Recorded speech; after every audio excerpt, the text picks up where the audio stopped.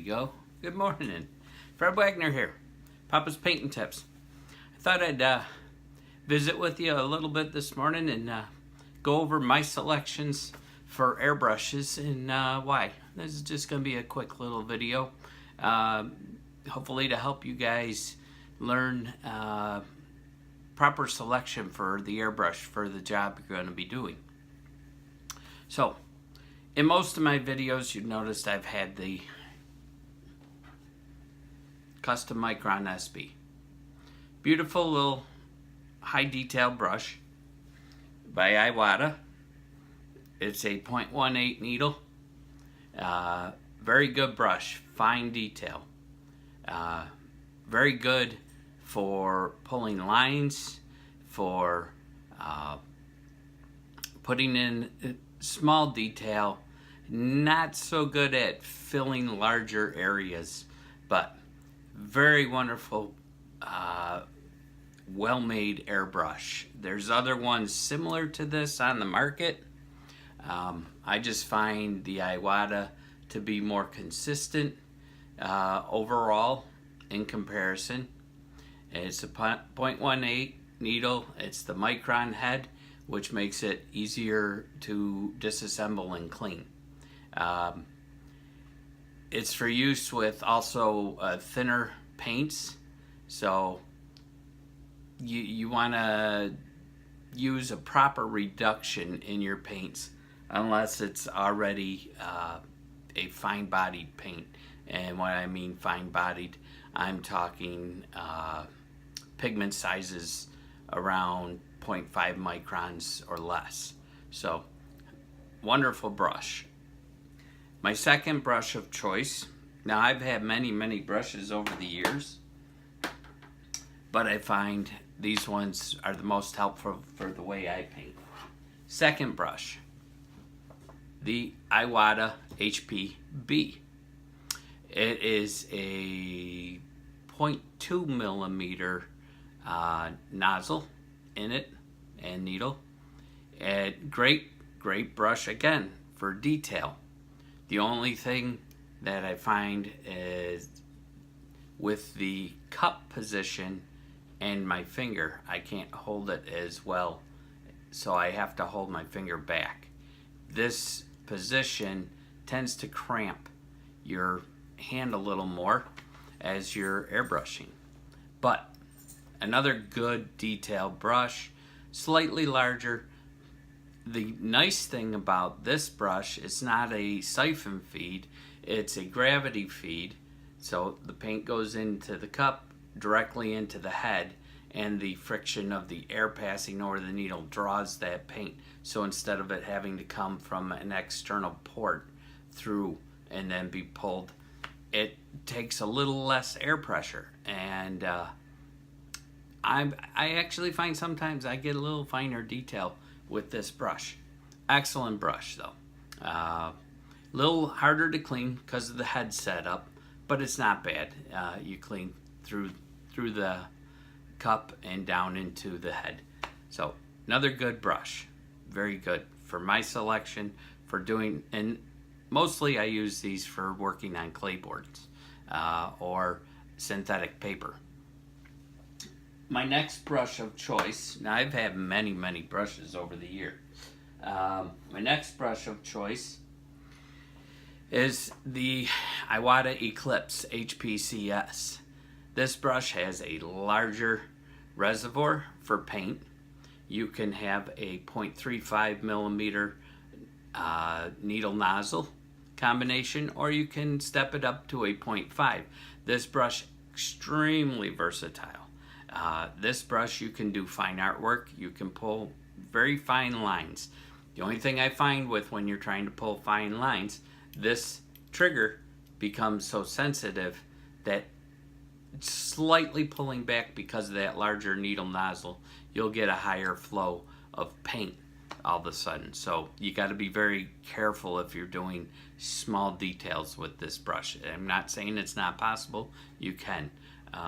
Also, I'll use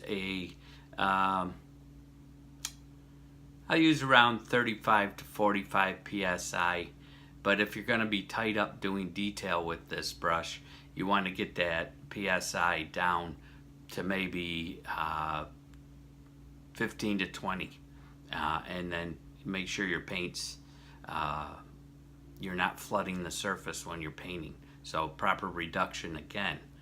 But this can do a lot heavier paints. So it becomes a more versatile brush. And if you're looking for a beginner brush that gives you a lot of flexibility, this is a great brush to go with. Now, my other airbrush of choice, and this comes into play for t-shirts. I started out in airbrush doing ink on paper with the airbrush, and then I soon found I enjoyed painting t-shirts, and even tried airbrushing in Fort Walton Beach, Florida for a little while doing t-shirts. And this is the Iwata Eclipse HP B. It is a siphon feed from the bottom. You can take a cup or bottles. It also interchanges, I don't think I have, yes, you can take even a Pache VL cup and place this on the bottom to have a large reservoir, or you can go with bottle with a fast cap top on it that hooks up. Pressures, you can go, this brush has a 0.5 millimeter nozzle as well, and I find that I can run easily 30 to 85 psi.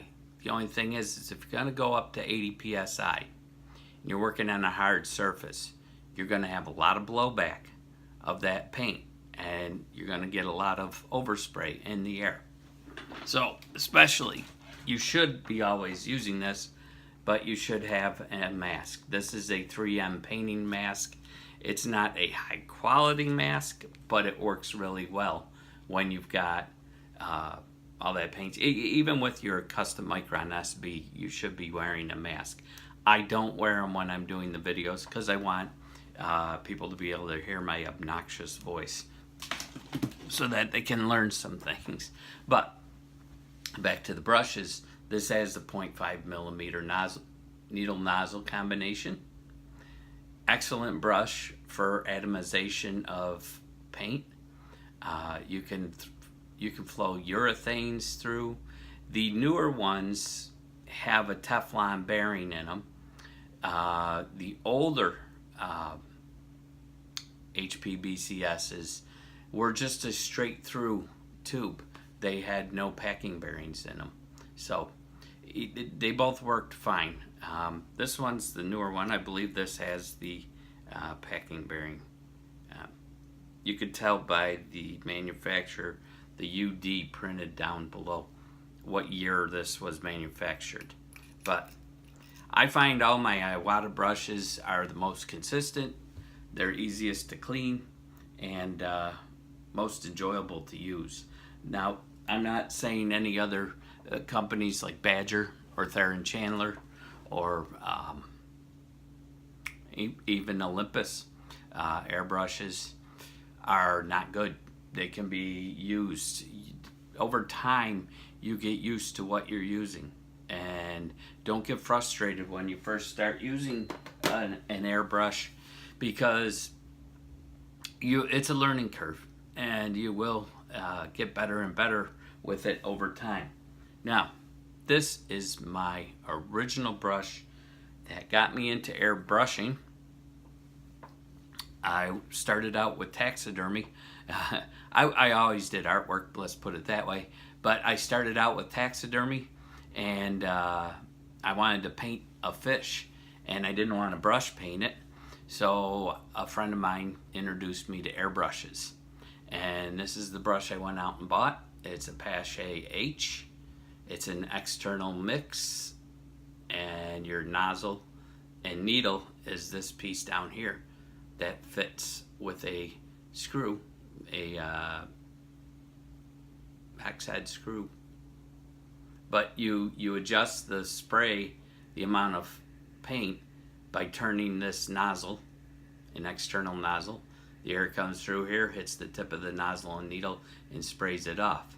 This was the first airbrush I ever owned. I started using this one, and that's what got me into using the inks and spraying on paper to do the fine artwork. After that, I went to a Pash VL3, only because the Iwata Eclipses had not come onto the market yet, and I used that brush for many, many years. I do not have any more of them. I sold them off. I've also, over the years, owned many brushes. The custom micron C+, very good brush, wonderful for automotive work. I've also owned the HPC, another good brush, but what I found was the 0.3 millimeter needle. I could do, having the HPB, the C, and the CS, I had no need for the C anymore. The nice thing with the C is with that 0.3 millimeter tip and a large cup, it was good for automotive work because it gave you enough volume that you could spray big areas, plus you could spray real nice detail. And with that urethane being, I never really got that far into the automotive, but with the urethane paints, it flowed a lot nicer through that brush than going into the custom micron C+. Now, again, over time, if I would have kept with the automotive, yeah, I probably would have kept the micron C+ with the 2.8 millimeter needle. So I just wanted to go over some of my brushes. This wasn't a breakdown, this was just my choice for if I'm doing fine arts. My brush of choice is the custom micron SB and then the HP B. For t-shirts, it is the Eclipse HPC S and then the Eclipse HPBC S. That's another brush that's good for detail when you're doing t-shirts is the Iwata HPBCS. It's a 0.3 millimeter. It's the same as the C, but it's a siphon feed from the bottom. So it's the same as this brush, but it's got a much longer taper on the needle, and it's the HPC is the cup, the gravity fed version, and the siphon feed is the HPCS. No. The HPBC. Okay, so this is the BCS, which is the Eclipse. The HPBC. HPCH? I don't know. I'm confusing myself now. But it's the same as your HPBC, but it's the gravity feed, or the siphon feed rather than the gravity. Well,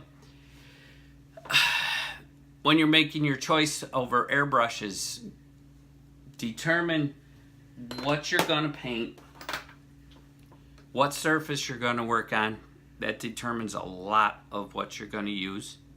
So determine what you're going to paint, what surface you're going to paint on, and how much air pressure you want to use. If you're going to do a lot of fine detail, you're going to want that smaller needle nozzle size.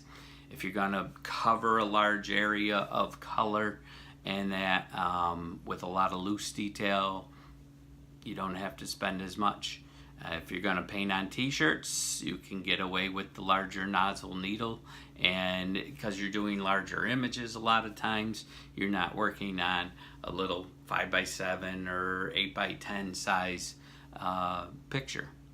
So I hope this helps. Definitely determine what you really want to get into painting, and God bless. Thank you for tuning in. And I'm going to start doing a lot more of these little videos and help out a little more, not just the painting, but also brush selection. And I might do one on surfaces. So, God bless you all. Thank you. Have a wonderful day. And remember, keep the faith.